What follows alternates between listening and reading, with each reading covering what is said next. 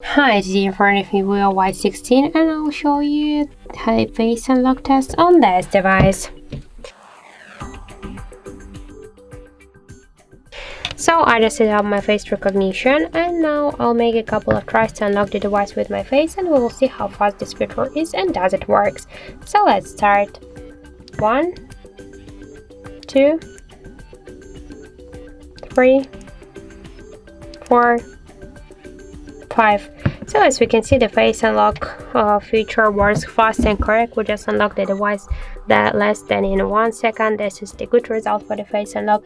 I just suggest you to try this unlock method, but don't forget that the face unlock is less secure than the passcode or pin code unlock methods. So that's it. Thank you for watching, and if you find this video helpful, don't forget to leave a like, comment and to subscribe our channel.